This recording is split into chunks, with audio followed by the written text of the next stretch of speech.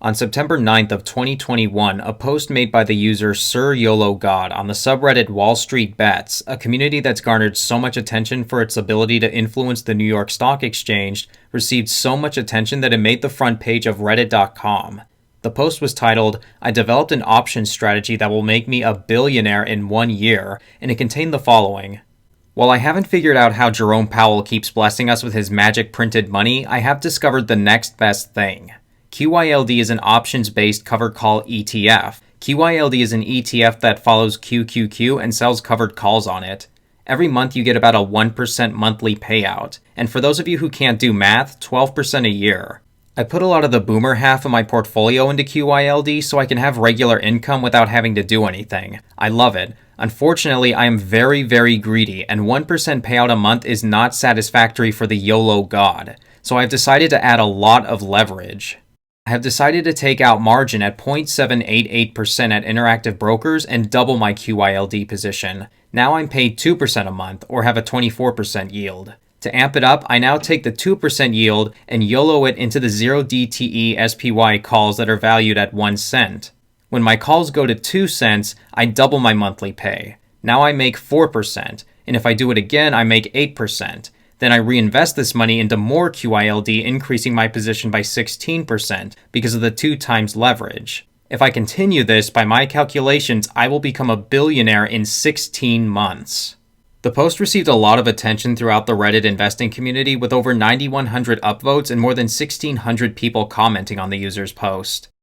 The actual post made by the user received mixed reactions from people, and the post made by SirYOLOGod was eventually removed and they deleted their entire account. So it's doubtful that they ever actually attempted to do this at all.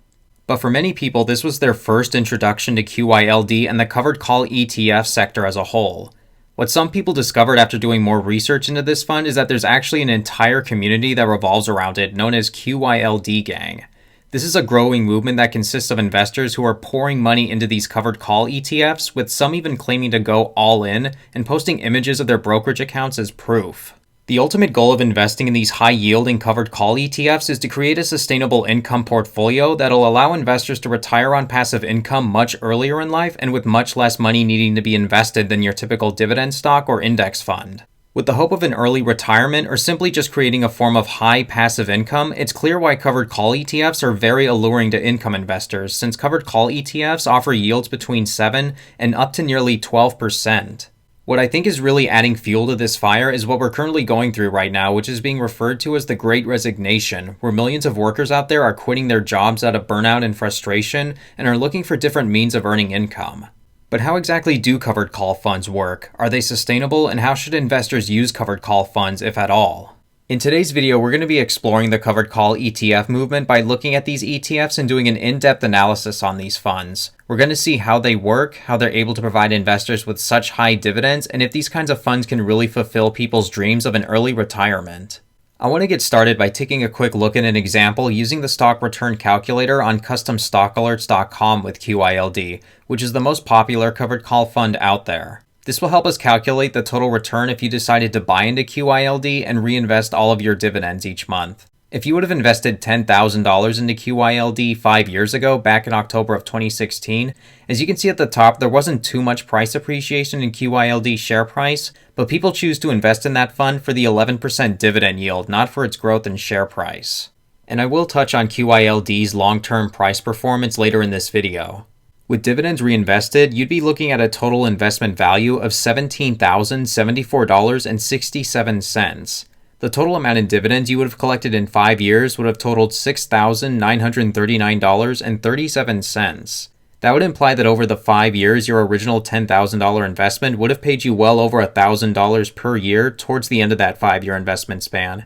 You can even imagine what would happen if you would have invested $100,000 into QYLD instead of $10,000 by just adding another zero to everything. After investing $100K into QYLD over the same previous 5-year span, you would have roughly collected a grand total of $69,393.70 in dividends, which is crazy. Granted, this is from the past 5 years' performance, and there's no guarantee that the next 5 years will result in the exact same returns, but this is an insane amount of dividends. And remember, this is from making just one single investment. You bought $10,000 worth of QYLD and never bought any more shares except for when you reinvested those dividends.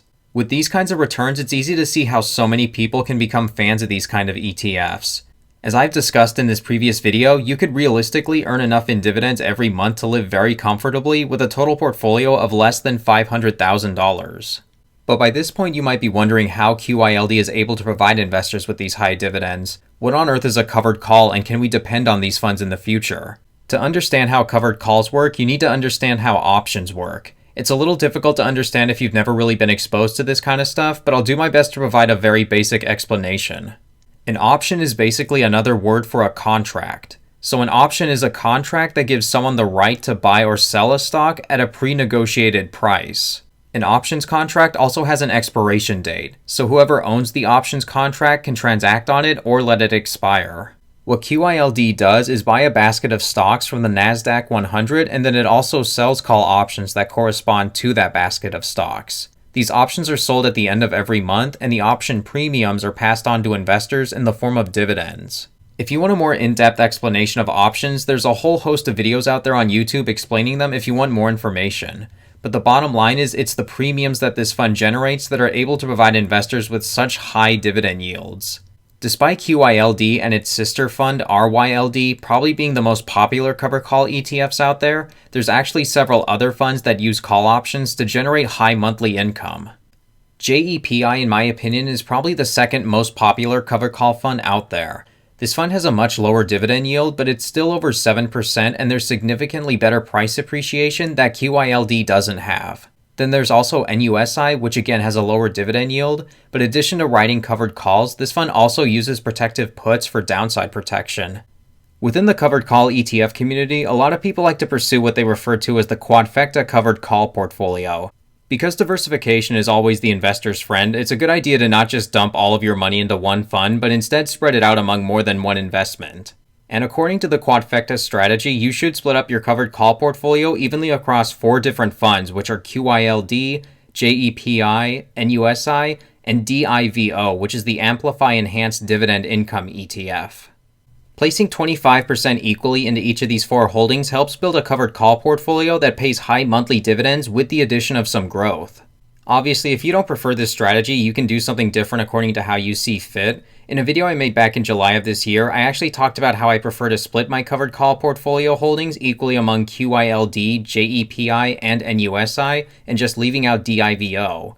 Additionally, you could also replace QYLD with RYLD if you wanted. If you're a more risk-averse investor, I also suggested that JEPI and NUSI might be better options for you because they're less risky than QYLD. So now that we know what a serious covered call portfolio should look like, let's take a look at the past performance of these covered call ETFs. QYLD was launched back in 2013 and it's the oldest of the 3. When looking at the total long-term performance of QYLD, this in my opinion is the number one argument against this fund. As you can see, since December of 2013, this stock has lost some of its share price value, and this causes some people to say that QYLD is a bad investment because it's lost value. While that is a fair statement, let's do some math using our total return calculator. A $10,000 investment in December of 2013, back when this fund first started, would now be worth $19,450.98 with reinvested dividends. This is all again because of the massive dividends that this fund pays. So you definitely wouldn't have lost money had you chose to reinvest, and I think more importantly though, is the fact that your original 391 shares would now be 857 shares. That means you'd be earning 119.04% more passive income each month today compared to back then. But now you're probably asking, what do I do if I don't want to reinvest dividends? If I eventually want to live off of the monthly dividends from QYLD, won't I be earning less money in the future if the share price keeps going down? And if that's what you're wondering, this next graph should provide you with some peace of mind. As you can see, QYLD doesn't pay the exact same amount in dividends each month, but it has remained within a specific range since being launched in 2013. Most of the time, the dividends are between 15 cents and 25 cents per share, so the distribution amounts don't swing too broadly, and they haven't been dramatically decreasing over time either. In fact, RYLD, on the other hand, while it's only been around for about 2 years, has offered some slightly better results. It has a smaller dividend yield, but it's still over 11%, and this chart shows their monthly dividend distributions, which to date have been more stable. So is RYLD going to be the superior fund over QYLD? I definitely think it could be, and as time goes on, we'll definitely have to wait and see. Both JEPI and NUSI have seen some pretty good price appreciation with those high dividends, which helps balance out your covered call portfolio. In terms of what they pay each month, JEPI's has varied quite a bit more, and NUSI's is usually between 17 cents and 19 cents a month. But in my opinion, the fact that both of these funds can still grow and provide dividend yields of over 7% is still a good opportunity in my opinion. So far we've seen a lot of good things about these ETFs, but there are some considerations we need to keep in mind. First of all are the taxes. Since the dividends are not 100% qualified dividends, you'd have to set aside a bigger percentage of your dividends for filing your taxes. Additionally, your second biggest concern would be inflation, since the price of everything only seems to be going up. It's definitely a good idea to put some money into a stock or an ETF that's still growing its dividend over the long term, such as SCHD. If you live in a cheaper part of the country or the world, it can obviously help you save a lot in taxes and your monthly expenses. In conclusion, I think these kinds of ETFs are a great opportunity for those looking for a boost of income. Is it possible to retire early by living off of them? I think your age is the biggest factor here. As long as you can balance your portfolio out with a little dividend growth and keep your expenses low, it is possible to retire earlier and with less money invested. I understand the hesitation that some people have because these funds simply haven't been around long enough. QYLDs existed for only about 7 years now, and JEPI and NUSI have only been around for 2 or 3 years each. But so far they've been doing pretty good even after going through the March of 2020 plunge. Whether or not you decide to seriously pursue the covered call strategy or simply just buy into a few shares of a covered call ETF for your portfolio, they've definitely been a good source of passive income. Alright everyone, that's going to wrap up today's video. Thank you all so much for watching, I really do appreciate it. If this video benefited you in any sort of way, please click the like button below and click subscribe if you want to see more dividend investing strategy videos. It would just let me know that there's a sizable enough audience out there who wants this kind of content, and I'll continue to provide you all with that content. Alright everyone, thanks again for watching and I'll catch you next time. Take care.